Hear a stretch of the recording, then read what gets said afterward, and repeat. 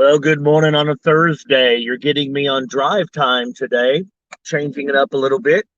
Uh, my wife is out of town and I was really tired and slept in a little bit. So we're just going to do drive time today and talk a little bit as I'm heading into the office this morning. I don't have a very full day, but I've got several things I've got to do today.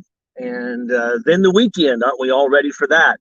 Don't forget this Saturday from 9 to 11:30, we do have the Church and Community Seminar. I encourage you to sign up for that. You can do that through the worship reservation link on fbccrowley.org and sign up for the Saturday 9 o'clock seminar as we're going to come together and talk about how do we love our community, how do we as the church body learn to love our community, how do we actively engage our community in such a way that we can help them just feel loved and cared for by the church and give opportunities down the line to share Jesus as well.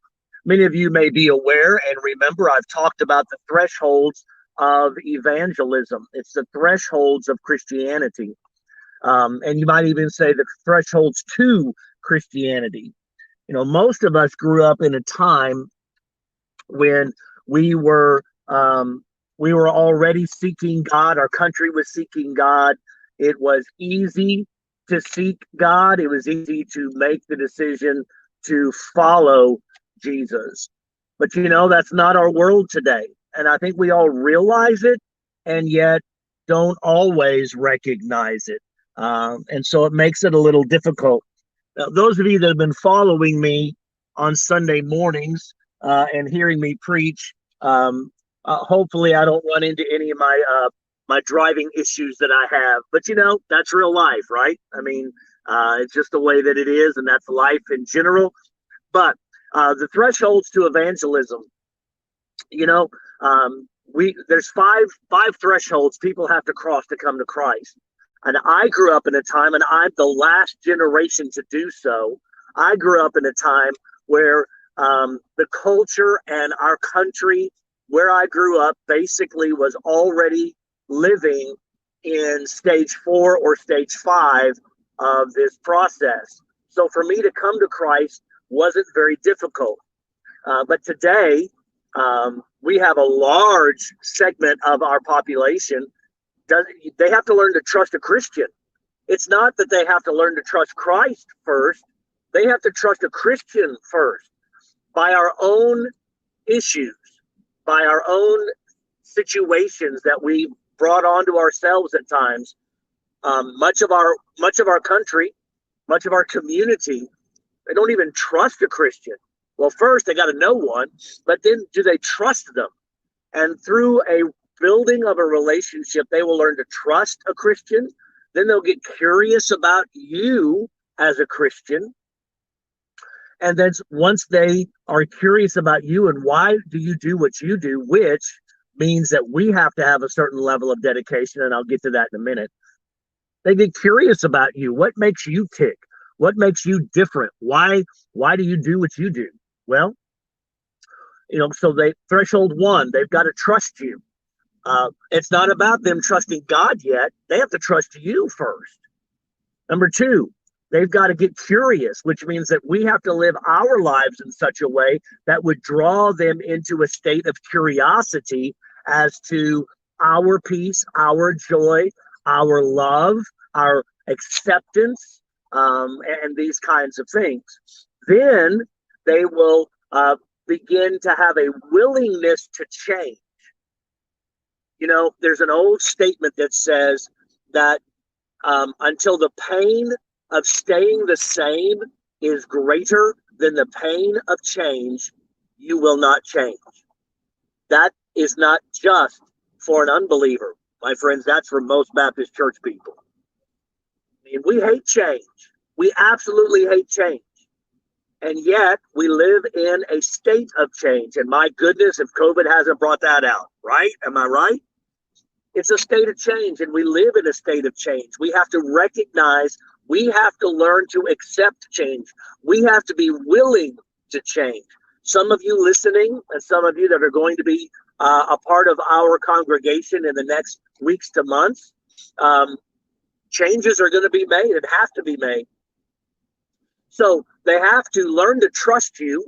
They have to get curious about what it is that you do and what makes you tick. Then they're going to have to be willing to change. Is your life better than their life? Now, I'm not talking about quantitatively. I'm not talking about even really qualitatively. I'm talking about spiritually. Do you have, if an unbeliever has a greater sense of peace in their life than a believer, Houston, we got a problem. If we have people that we have unbelievers that say, you know what, your life's no different than my life. Why would I want to change? You don't have any more joy than I do. Why would I want to change? You don't have any greater sense of peace. Why would I want to change? Your marriage is worse than my marriage. Why would I want to change? Why would I want to follow Christ? So, my friends, that responsibility on us as believers in how we present Christ in a real way through our own life to the world is absolutely critical in the days ahead. So, trust, curiosity, willingness to change. Then they're going to start seeking after God. This is not conversion. This is showing interest. They may even attend church. They may open the Bible. They may want to know how to pray. They may be asking you questions that you might have thought were questions a believer should ask. How do I pray? What should I do? Why did Jesus say this? They're curious and they're interested in change, and now they're seeking after God. But that does not mean that they have converted yet. That doesn't mean that they have made the decision to follow Jesus. They're seeking him. Well, then you get to threshold 5, when they actually make the decision to follow after Jesus and be a follower of Jesus. And many of us, unfortunately, think, well, that's the end. Man, I made that decision when I was 8 and it's over. It's not. You just move into a new setup of thresholds that we now have after conversion. What are the thresholds that we need to have after conversion?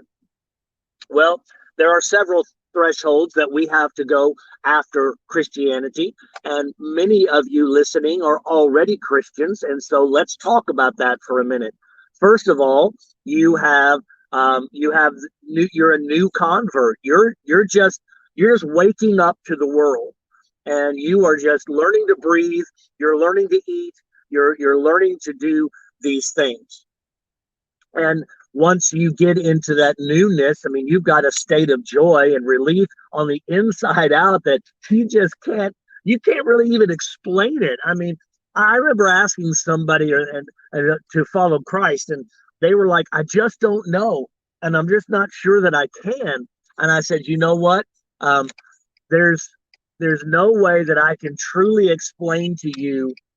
You sit on one side of the cross and I sit on the other side of the cross. And all I can tell you is that it's better. I've sat on both sides and my side is far better. But do you trust me? And see, do you trust me? And he had said, yes, I do trust you. And we were in 2 different states of life. We were in 2 different states of spiritual life. We were in 2 different positions of lifestyle choices. And yet he said, I do trust you. And he came to believe in Jesus later that month. But it was because of a relationship. And the state of newness. Then the second threshold is this functionality. Learning to function as a believer. This coincides a lot with our human development. You start off as a baby, and then you learn how to function in life. You spend several years in your education. You go to school, but even before school, you've got to learn. You learn how to talk. You learn how to walk. You learn how to feed yourself. Doctors and pediatricians will say that you learn more in the first 5 years of your life. There is more development and learning the first 5 years of your life than the rest of your life combined. There's more brain development in the first 5 years of your life than the rest of it combined. So that means we have learning how to function is a portion of our life. And many people I know are simply, they're right here. They've never left the toddler section. They've never left preschool. They're in kindergarten and they absolutely love it. I mean, who doesn't want to go back to kindergarten, right? I mean, goodness gracious, it's fun. It's wonderful. Your needs are taken care of. Everybody does a whole lot for you. You don't have responsibilities. Man, it's a load of fun. But a 45-year-old that goes to kindergarten class in the physical world isn't acceptable humanity. And you know what? It's not acceptable Christianity either. So you've got to move on and you have to learn how to make decisions for yourself. The process of parenting a 6-year-old to a 18-year-old is a process of teaching them how to make decisions at the level in which they can make decisions. Decision making, time management, finance management, these are all things that we learn in stage 3 of our Christianity. This is just the human development area.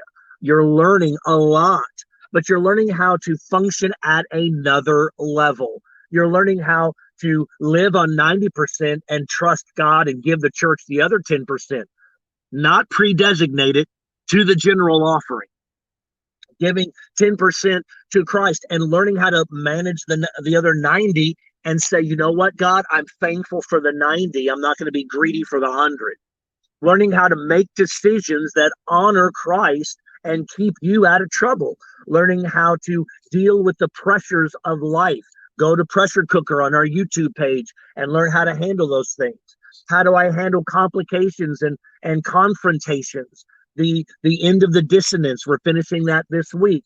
Go back, listen to some of these things, how you deal with the dissonance and the lack of harmony that you're feeling between you and God, you and your family, you and your spouse, how you are feeling this sense of unbalance and unrest in your own life. Go back and listen to these messages, not because they're mine, but because I think that God has a word for us. So stage 3 of Christianity is that we are decision making and learning how to do that. And then you get into stage 4, and this is the dedication stage. And it's real easy for us to dig a rut in the dedication stage. We get into our routine. Hey, I read the Bible, 3, 4, 5 days a week. I pray, not as much as I should, but I pray. You know what? I give. I might even tithe to church. I go to church. I'm attending church. And at different little micro levels of dedication, I may be a teacher at church. I may be a worker at church. I may be a deacon at church. You know what? I may even be a staff member at church. But you haven't reached stage 5. Did you know there's a stage 5?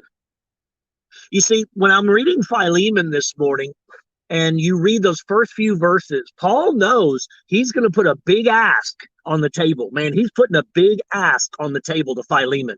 And he's going to ask him to do something that's not in his normal nature.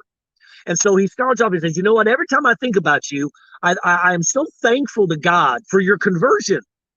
I'm thankful that you made it to stage 1 of Christianity. I'm thankful that you have love for the saints and that you are walking in faith. And he said, now I just pray.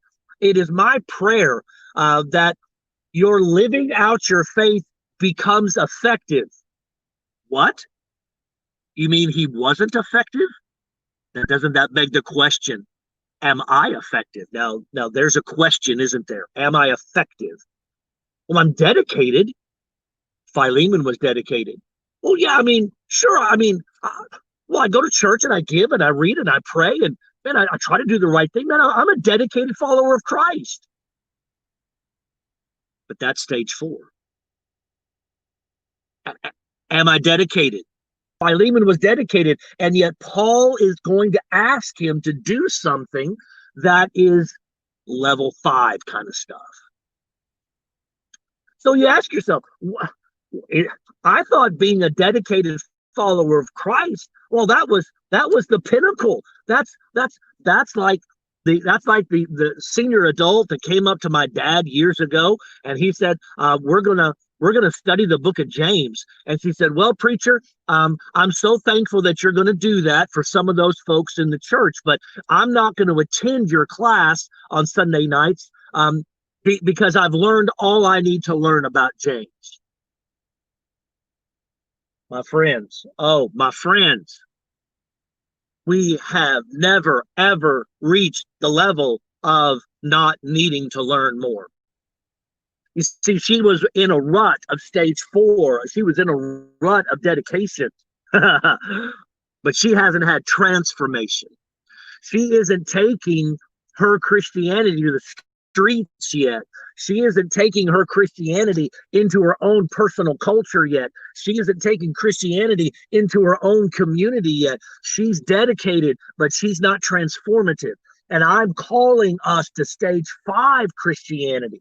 Stage 5 says that I'm going to allow Christianity to change every facet of my being. I'm going to let it change every decision. I'm going to let it affect the way I work at my job, the way I love my spouse, the way I love my kids. I'm going to let it affect my attitude every day. I'm going to let it be transformative in my life. That's the disciple making level, which means it's not just about feed me, feed me, feed me, feed me, but it's about now I'm feeding you, I'm helping you, I want to change you. I'm letting him change me for me to change you. Paul put an ask on the table to Philemon. I need you to go to stage 5. I need you to step up to stage 5. I need you to move to the next level. And Onesimus left you. Onesimus illegally left you. You have every right to imprison him. And I'm asking you to let the forgiveness of God that you've received be transformative in your life to extend over to Philemon. I'm going to send him back to you different than I found him. I'm going to send him back to you as a new follower, a toddler, learning how to walk. Are you ready to be transformative in the life of somebody else? Philemon, I know you love the saints. Philemon, I know that you have faith, but I pray that the knowledge of your faith becomes effective. My friends, the world's tired of dedicated believers who only want to feed themselves. Our community desperately needs transformative followers of Christ that are ready to change the world. Let's change the world. You guys have a great day.